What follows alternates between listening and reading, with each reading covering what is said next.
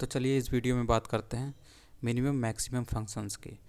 तो इन फंक्शन का काम होता है सिलेक्टेड कॉलम से स्मॉलेस्ट और लार्जेस्ट वैल्यू को फाइंड आउट करना। तो मिनिमम जो फंक्शन है उसके लिए सिंटेक्स क्या है, तो जैसे नॉर्मली आपको दूसरे कमांड दिखते थे उनका सिंटेक्स दिखता, तो वैसे ही यहाँ पर भी है। तो सेलेक्ट कीवर्ड लिखने के बाद आपको मिनिमम वैल्यू फाइंड आउट करनी, तो आपको मिन लिखना है। उसके बाद पैरेंथेसिस में आपको कॉलम नेम लिखना है जिसके अंदर से आपको मिनिमम वैल्यू फाइंड आउट करनी है। फिर उसके बाद आपको फ्रॉम टेबल नेम और यहाँ पर वेयर क्लास में आपको कंडीशन देनी होती है। सेम सिंटेक्स आपका इसी टाइप का मैक्स का भी है। और ये आपकी टेबल है जिसमें आपको 5 रिकॉर्ड दिख रहे हैं, और भी हैं इसमें लेकिन 5 ही यहाँ पे डिस्प्ले किए जा रहे हैं। और ये इसका एग्जाम्पल है, इसको देख लेते हैं। तो ये फाइंड आउट करेगा मिनिमम प्राइस को और इसको रीनेम भी कर रहा है, मतलब आपको दिखेगा कि मिनिमम प्राइस क्या है। तो यहाँ पे स्मॉलेस्ट प्राइस आपने लिखा, आप यहाँ पर कुछ और भी लिख सकते हैं। और ये है कि कहाँ से, फ्रॉम मतलब किस टेबल से, ये किस टेबल के किस कॉलम से आपको मिनिमम प्राइस निकालना है, तो ये यहाँ पर बोल रहा है। तो ये आपकी टेबल है और उस टेबल का जो कॉलम है वो है प्राइस, और उसमें आपको मिनिमम वैल्यू फाइंड आउट करनी है। और ये जस्ट रीनेम करने के लिए होता है, मतलब ये जो प्राइस लिख कर आएगी उसका जो कैप्शन है यानी कि जो टाइटल है क्या लिख कर आएगा वो रीनेम करने के लिए। ठीक, तो सबसे पहले प्रोडक्ट टेबल देख लेते हैं। कहाँ पर टेबल है? प्रोडक्ट टेबल आपकी यहाँ पे है। ठीक है, इसमें 77 रिकॉर्ड हैं, 77 यहाँ पे दिया हुआ है। आपके ये रिकॉर्ड आपको दिख रहे होंगे 77 रिकॉर्ड। ये आपके कॉलम है, कॉलम नेम है, और ये प्राइस है। ठीक है, इसी को फाइंड आउट हम लोग यहाँ पे कर रहे हैं। ये प्राइस में मिनिमम प्राइस, यानी कि आप मिनिमम प्राइस इसमें खोजना चाहते हैं। ये जो प्राइस वाला कॉलम है इसमें सबसे कम प्राइस वाला रिकॉर्ड आप फाइंड आउट करना चाहते हैं, यानी मिनिमम प्राइस फाइंड आउट करना चाहते हैं, रिकॉर्ड नहीं, मिनिमम प्राइस जो है उसको फाइंड आउट करना चाहते हैं। तो यही यहाँ पर है। ठीक, तो इसको रन कराते हैं। तो ये आपको दिख रहा है स्मॉलेस्ट प्राइस लिख कर आया जो आपने यहाँ पे लिखा हुआ था, और उसके बाद आपका ये मिनिमम प्राइस 2.5।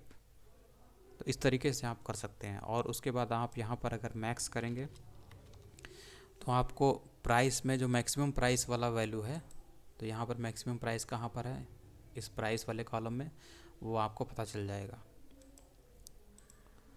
तो ये देखते हैं मैक्सिमम प्राइस क्या आता है।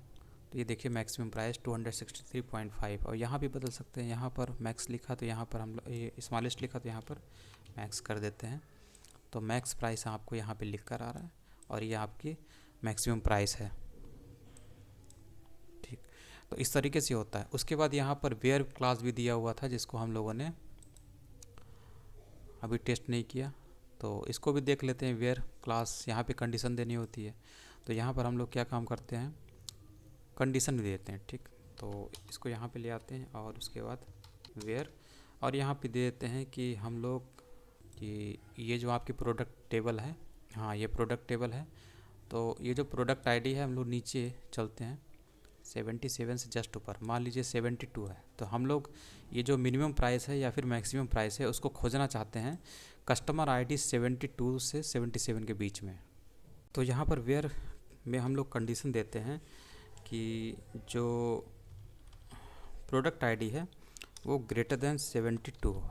ठीक है, ग्रेटर देन क्या, ग्रेटर देन इक्वलिटी कर देते हैं, मतलब 72 से 70 कितना था, 72 से 77, मतलब इसके और इसके बीच में, इन दोनों को लेकर इसके बीच में जो प्राइस है वो हम मैक्सिमम प्राइस फाइंड आउट करना चाहते हैं कि ये है कि ये है, कौन सा मैक्सिमम प्राइस है। ठीक, तो अभी आपको यहाँ पे दिख रहा होगा कौन सा है, 34.8 ही है इसमें, 72 और 77 के बीच में 34.8 जो है मैक्सिमम प्राइस है, और यही आंसर यहाँ पर आना चाहिए। तो चलिए इसको रन कराते हैं। तो देखिए मैक्सिमम प्राइस क्या है, 34.8। तो वेयर क्लास से हम लोग इस तरीके से पता कर सकते हैं। और उसी तरीके से आप यहाँ पर एक और ले सकते हैं, मिनिमम प्राइस यहाँ पे ले लेते हैं, इसको कॉपी कर लेते हैं, इसको यहाँ पे पेस्ट कर लिया और यहाँ पे कर देते हैं मिनिमम।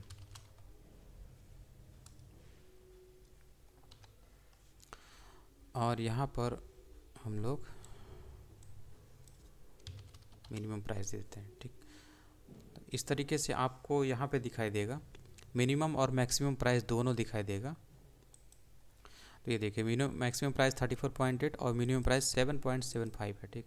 और मिनिमम प्राइस आपको यहाँ से मतलब इस आईडी से इस आईडी के बीच में आपको मैक्सिमम ये दिख रहा है और सबसे स्मॉलेस्ट आपको ये दिख रहा है, और यही चीज़ यहाँ पर आई है। तो इस तरीके से आप मिनिमम मैक्सिमम का इस्तेमाल कर सकते हैं और वेयर का भी इस्तेमाल कर सकते हैं।